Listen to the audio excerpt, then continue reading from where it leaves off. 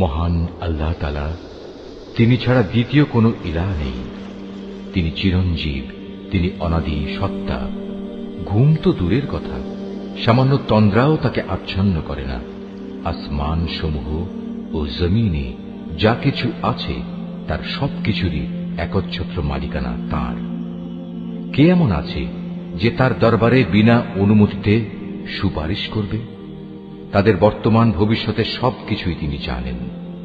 তার জানা বিষয়সমূহের কোনো কিছুই কারো জ্ঞানের সীমা পরিসীমার আয়ত্তাধীন হতে পারে না। তবে কিছু জ্ঞান যদি তিনি কাউকে দান করে থাকেন তবে তা ভিন্ন কথা। তার বিশাল সাম্রাজ্য আসমান জমিনের সবকিছুই পরিবেষ্টন করে আছে। এই উভয়টির হেফাজত করার কাজ কখনো তাকে পরিশ্রান্ত করে না। তিনি পরাক্রমশালী ও অসীম মর্যাদাবান।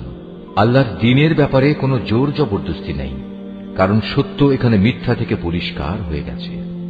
তোমাদের মধ্যে যদি কোনো ব্যক্তি বাতিল মতাদর্শকে অস্বীকার করে আল্লাহর দেয়া জীবনাদর্শের উপর ঈমান আনে, সে যেন এর মাধ্যমে এমন এক শক্তিশালী রশি ধরল যা কোনোদিনই ছিঁড়ে যাবার নয়। আল্লাহ তাআলা সবকিছুই শোনেন এবং সবকিছুই জানেন। যারা আল্লাহর উপর ঈমান আনে আল্লাহ তাআলাই হচ্ছেন তাদের সাহায্যকারী বন্ধু। তিনি জাহেলিয়াতের অন্ধকার থেকে তাদের ঈমানের আলোতে বের করে নিয়ে আসেন। অপরদিকে যারা আল্লাহকে অস্বীকার করে বাতিল শক্তিসমূহই হয়ে থাকে তাদের সাহায্যকারী। তা তাদের দ্বীনের আলোক থেকে কুফরির অন্ধকারের দিকে নিয়ে যায়। এরাই হচ্ছে প্রকৃতপক্ষে জাহান্নামের অধিবাসী। সেখানে তারা চিরদিন থাকবে। তুমি কি সে ব্যক্তির অবস্থা দেখোনি যে ব্যক্তিকে আল্লাহ তাআলা দুনিয়ার রাষ্ট্র ক্ষমতা দেওয়ার পর সেই ইব্রাহিমের সাথে স্বয়ং মালিকের ব্যাপারে বিতর্কে লিপ্ত হল? বিতর্কের এক পর্যায়ে ইব্রাহিম বলল, আমার মালিক তিনি, যিনি সৃষ্টিকুলকে জীবন দান করেন, মৃত্যু দান করেন। সে বলল, জীবন মৃত্যু তো আমিও দিয়ে থাকি। ইব্রাহিম বলল, আমার আল্লাহ তাআলা পূর্ব দিক থেকে প্রতিদিন সূর্যের উদয় ঘটান।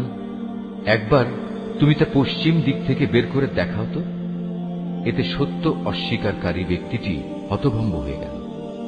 আসলে আল্লাহ তাআলা জালেম জাতিকে কখনো পথের দিশা দেন না। অথবা ঘটনাটি কি সেই ব্যক্তির মতো যে একটি বস্তির পাশ দিয়ে যাওয়ার সময় যখন দেখল তা বিধ্বস্ত হয়ে আপন অস্তিত্বের উপর মুখ থুবড়ে পড়ে আছে, তখন সে ব্যক্তি বলল, এ মৃত জনপদকে কিভাবে আল্লাহ তাআলা আবার পুনরুজ্জীবন দান করবেন?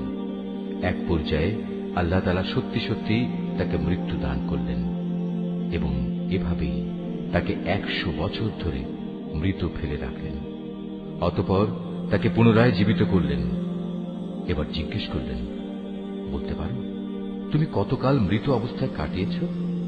সে বলল, আমি একদিন কিংবা একদিনের কিছু অংশ মৃত অবস্থায় কাটিয়েছি। আল্লাহ তাআলা বললেন, বরং এমনি অবস্থায় তুমি 100 বছর কাটিয়ে দিয়েছ। তাকিয়ে দেখো তোমার নিজস্ব খাবার ও পানীয়ের দিকে, দেখবে তা বিন্দুমাত্র পচেনি। তোমার গাধাটির দিকেও দেখো, তাও একই অবস্থায় আছে। আমি এসব এজন্যই দেখালাম যেন আমি তোমাকে মানুষদের জন্য পরকালীন জীবনের একটি জীবন্ত প্রমাণ হিসেবে উপস্থাপন করতে পারি। এই মৃত জীবের হাড় পাঁজরগুলোর দিকে তাকিয়ে দেখো, তুমি নিজেই দেখতে পাবে আমি কিভাবে তা একটার সাথে আরেকটা জোড়া লাগিয়ে নতুন জীবন দিয়েছি। অতঃপর কিভাবে তাকে আমি গোশতের পোশাক পরিয়ে দিয়েছি। অতএব এভাবে আল্লাহর দেখানো এ বিষয়টি যখন তার কাছে পরিষ্কার হয়ে গেল, তখন সে বলে উঠল, আমি এটা জানি, অবশ্যই আল্লাহ তাআলা সব কিছুর উপর ক্ষমতাবান। আরো স্মরণ করো যখন ইব্রাহিম বলল, হে মালিক, মৃতকে তুমি কিভাবে পুনরায় জীবিত করো তা আমাকে একটু দেখিয়ে দাও। আল্লাহ তাআলা বললেন, কেন, না দেখে কি তুমি বিশ্বাস করো না? ইব্রাহিম বলল, হ্যাঁ প্রভু, আমি বিশ্বাস করি, কিন্তু এর দ্বারা আমার মন একটু সান্ত্বনা পাবে, এই যা। আল্লাহ তাআলা বললেন, তুমি বরং এক কাজ করো, 4টি পাখি ধরে আনো, অতঃপর আস্তে আস্তে এই পাখিগুলোকে তোমার কাছে পোষ মানিয়ে নাও, যাতে ওদের নাম তোমার কাছে পরিচিত হয়ে যায়। তারপর তাদের শরীর কেটে কয়েক টুকরা ভাগ করো, তাদের কাটা এক একটি টুকরো এক একটি পাহাড়ের উপর রেখে এসো। অতঃপর ওদের সবার নাম ধরে তুমি ডাকো, দেখবে জীবন্ত পাখিতে পরিণত হয়ে ওরা তোমার কাছে দৌড়ে আসবে। তুমি জেনে রাখো, আল্লাহ তাআলা মহা শক্তিশালী, বিজ্ঞ, কুশলী। যারা নিজেদের ধন সম্পদ আল্লাহ তাআলার পথে খরচ করে তাদের উদাহরণ হচ্ছে একটি বীজের মতো, যে বীজটি বপন করার পর তা থেকে একে একে 7টি শীষ বেরুল, আবার এর প্রতিটি শীষে রয়েছে 100 শস্য দানা। আসলে আল্লাহ তাআলা যাকে চান তাকে বহু গুণ বৃদ্ধি করে দেন। আল্লাহ তাআলা অনেক প্রশস্ত, অনেক বিজ্ঞ। যারা আল্লাহ তাআলার পথে নিজেদের ধন সম্পদ ব্যয় করে এবং ব্যয় করে তা প্রচার করে বেড়ায় না, খোঁটা দেয় না এবং কষ্টও দেয় না, এজন্য তাদের মালিকদের কাছে তাদের জন্য পুরস্কার সংরক্ষিত রয়েছে। শেষ বিচারের দিন এদের কোনো ভয় নেই। তাদের সেদিন দুশ্চিন্তাগ্রস্ত হতে হবে না। একটুখানি সুন্দর কথা বলা এবং উদারতা দেখিয়ে ক্ষমা করে দেয়া সেই দানের চাইতে অনেক ভালো। যে দানের পরিণামে কষ্টই আসে, আল্লাহ তাআলা কারোরই মুখাপেক্ষী নন, তিনি পরম ধৈর্যশীল বটে। হে ঈমানদার বান্দারা, তোমরা উপকারের খোঁটা দিয়ে এবং অনুগৃহীত ব্যক্তিকে কষ্ট দিয়ে তোমাদের দান সদকা বরবাদ করে দিও না, ঠিক সেই হতভাগ্য ব্যক্তির মতো যে শুধু লোক দেখানোর উদ্দেশ্যে দান করে। সে আল্লাহ তাআলা ও পরকালের উপর বিশ্বাস করে না। তার দানের উদাহরণ হচ্ছে যেন একটি মসৃণ শিলাখণ্ডের উপর কিছু মাটির আবরণ পড়ল, সেখানে মুষলধারে বৃষ্টিপাত হল, অতঃপর তা পাথরটিকে শক্ত করিয়ে রেখে গেল। দান খয়রাত করে তারা যা কিছু অর্জন করল তা দিয়ে তারা কিছুই করতে পারল না। আর যারা আল্লাহকে বিশ্বাস করে না, আল্লাহ তাআলা তাদের কখনো সঠিক পথ দেখান না। অপরদিকে যারা আল্লাহ তাআলার সন্তুষ্টির জন্য এবং নিজেদের মানসিক অবস্থা আল্লাহর পথে সুদৃঢ় রাখার জন্য নিজেদের ধন সম্পদ ব্যয় করে, তাদের উদাহরণ হচ্ছে যেন তা কোনো উঁচু পাহাড়ের উপত্যকায় একটি সুসজ্জিত ফসলের বাগান। যদি সেখানে প্রবল বৃষ্টিপাত হয় তাহলে ফসলের পরিমাণ দ্বিগুণ হয়, আর প্রবল বৃষ্টিপাত না হলেও বৃষ্টির শিশির বিন্দুগুলোই ফসলের জন্য যথেষ্ট হয়। আল্লাহ তাআলা ভালো করে পর্যবেক্ষণ করেন তোমরা কে কি কাজ করো। তোমাদের কেউ কি চাইবে যে তার কাছে ফলে ফুলে সুশোভিত একটি বাগান থাকুক, যাতে খেজুর ও আঙুর সহ বিভিন্ন ধরনের ফলমূল থাকবে, তার তলদেশ দিয়ে আবার প্রবহমান থাকবে কতিপয় ঝর্ণাধারা, আর এর ফল ভোগ করার আগেই বাগানের মালিক বয়সের ভারে নুয়ে পড়বে এবং তার কিছু দুর্বল সন্তান থাকবে। এই অবস্থায় হঠাৎ করে এক আগুনে বাতাস এসে তার সব স্বপ্ন জ্বালিয়ে দিয়ে যাবে। এভাবেই আল্লাহ তাআলা তার নিদর্শনগুলো তোমাদের কাছে সুস্পষ্টভাবে বর্ণনা করেন, যাতে তোমরা আল্লাহ তাআলার এসব কথার উপর চিন্তা গবেষণা করতে পারো। হে ঈমানদার লোকেরা, তোমরা নিজেরা যা অর্জন করেছ সে পবিত্র সম্পদ এবং যা আমি জমিনের ভেতর থেকে তোমাদের জন্য বের করে এনেছি তার থেকে একটি উৎকৃষ্ট অংশ আল্লাহর পথে ব্যয় করো। আল্লাহর জন্য এমন নিকৃষ্টতম জিনিসগুলো বেছে রেখে তার থেকে ব্যয় করো না, যা অন্যরা তোমাদের দিলে তোমরা তা গ্রহণ করবে না। অবশ্য যা কিছু তোমরা অনিচ্ছাকৃতভাবে গ্রহণ করো তা আলাদা। তোমরা জেনে রেখো, আল্লাহ তাআলা তোমাদের দানের মুখাপেক্ষী নন, সব প্রশংসার মালিক তো তিনি। শয়তান সব সময় তোমাদের অভাব অনটনের ভয় দেখাবে এবং সে নানাবিধ অশ্লীল কর্মকাণ্ডের আদেশ দেবে। আর আল্লাহ তাআলা তোমাদের তার কাছ থেকে অসীম বরকত ও ক্ষমার প্রতিশ্রুতি দিচ্ছেন এবং সেদিকেই তিনি তোমাদের ডাকছেন। আল্লাহ তাআলা প্রাচুর্যময় ও সম্যক অবগত।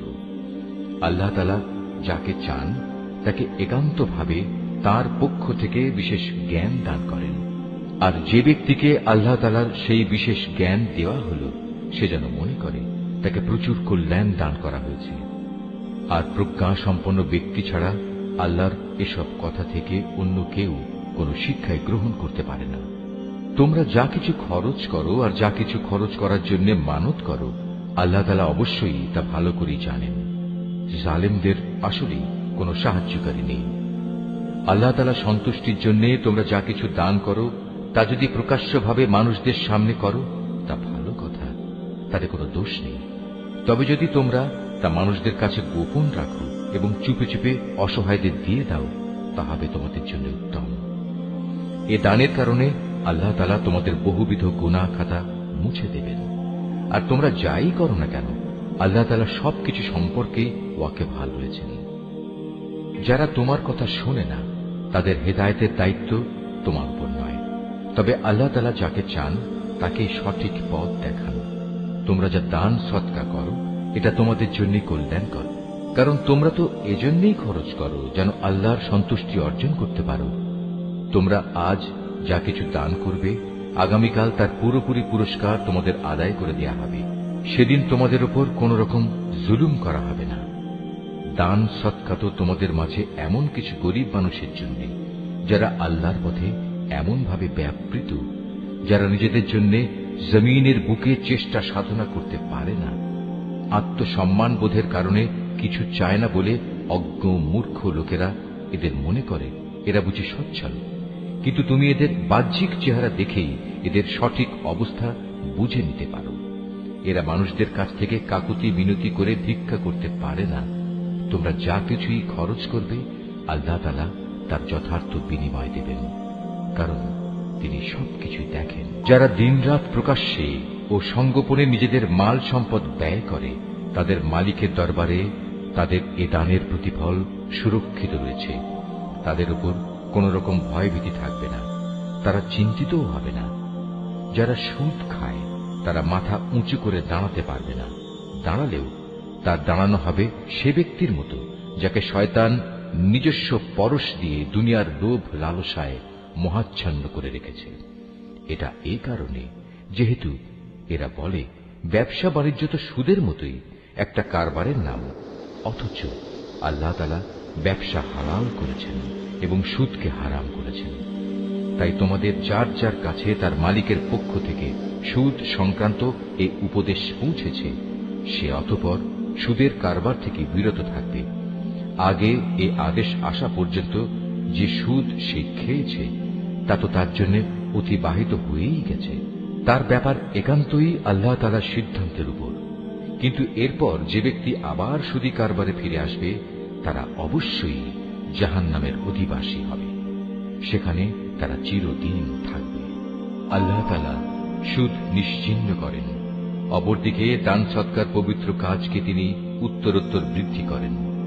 আল্লাহ তাআলা তার নিয়ামতের প্রতি অকৃতজ্ঞ পাপিষ্ঠ ব্যক্তিদের কখনো পছন্দ করেন না। তবে যারা সত্যিকার অর্থে আল্লাহ তাআলার উপর ঈমান এনেছে এবং ভালো কাজ করেছে, নামাজ প্রতিষ্ঠা করেছে, যাকাত আদায় করেছে, তাদের সেদিন কোনো ভয় থাকবে না, তারা সেদিন চিন্তিতও হবে না। হে ঈমানদার লোকেরা, তোমরা সুদের ব্যাপারে আল্লাহকে ভয় করো। আগের সুদী কারবারের যেসব বকেয়া আছে তোমরা তা ছেড়ে দাও, যদি সত্যিই তোমরা আল্লাহর উপর ঈমান আনো। যদি তোমরা এমনটি না করো, তাহলে অতঃপর আল্লাহ তাআলা ও তাঁর রাসূলের পক্ষ থেকে তোমাদের বিরুদ্ধে যুদ্ধের ঘোষণা থাকবে। আর যদি এখনো তোমরা আল্লাহর দিকে ফিরে আসো, তাহলে তোমরা তোমাদের মূলধন ফিরে পাবার অধিকারী হবে। সুদী কারবার দ্বারা অন্যের উপর জুলুম করো না, তোমাদের উপরও অতঃপর সুদের জুলুম করা হবে না। সে ঋণ গ্রহীতা ব্যক্তি কখনো যদি অভাবগ্রস্ত হয়ে পড়ে, তাহলে তার উপর চাপ দিও না, বরং তার সচ্ছলতা ফিরে আসা পর্যন্ত তাকে অবকাশ দাও। আর যদি তা মাফ করে দাও, তাহলে তা হবে তোমাদের জন্য অতি উত্তম কাজ। যদি তোমরা ভালোভাবে জানো, তাহলে তাই করো। সেদিনটিকে ভয় করো যেদিন তোমাদের সবাইকে আল্লাহর দিকে ফিরিয়ে নেওয়া হবে। সেদিন প্রত্যেক মানব সন্তানকে জীবনভর কামাই করা পাপ পুণ্যের পুরোপুরি ফলাফল দিয়ে দেয়া হবে। কারো উপর সেদিন কোনো ধরনের জুলুম করা হবে না। হে ঈমানদার বান্দারা, তোমরা যখন পরস্পরের সাথে নির্দিষ্ট একটি সময়ের জন্য ঋণের চুক্তি করো, তখন তা লিখে রাখো। তোমাদের মধ্যকার যে কোনো একজন লেখক সুবিচারের ভিত্তিতে এই চুক্তিনামা লিখে দেবে। যাকে আল্লাহ তাআলা লেখা শিখিয়েছেন, সে যেন কখনো লিখতে অস্বীকৃতি না জানায়। লেখার সময় ঋণ গ্রহীতা লেখককে বলে দেবে কি কি শর্ত সেখানে লিখতে হবে। এ পর্যায়ে লেখককে অবশ্যই তার মালিক আল্লাহ তাআলাকে ভয় করা উচিত। চুক্তিনামা লেখার সময় লক্ষ্য রাখতে হবে তার কিছু যেন বাদ না পড়ে।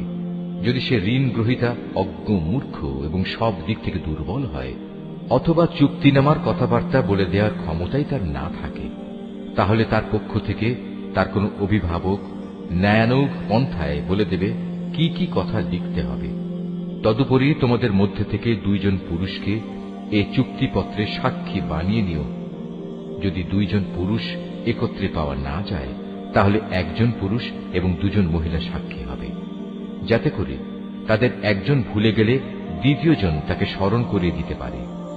এমন সব লোকদের মধ্যে থেকে সাক্ষী নিতে হবে যাদের উভয় পক্ষ পছন্দ করবে। সাক্ষীদের যখন সাক্ষী প্রদানের জন্য ডাকা হবে, তখন তারা তা অস্বীকার করবে না। লেনদেনের সময় পরিমাণ ছোট হোক কিংবা বড় হোক, দিনক্ষণ সহ তা লিখে রাখার ব্যাপারে অবহেলা করো না। এটা আল্লাহর কাছে ন্যায্যতর ও সাক্ষ্য দানের ক্ষেত্রে অধিক মজবুত ভিত্তির উপর প্রতিষ্ঠিত, এবং পরবর্তীকালে যাতে তোমরা সন্দিগ্ধ না হও তার সমাধানের জন্যও এটা নিকটতর পন্থা।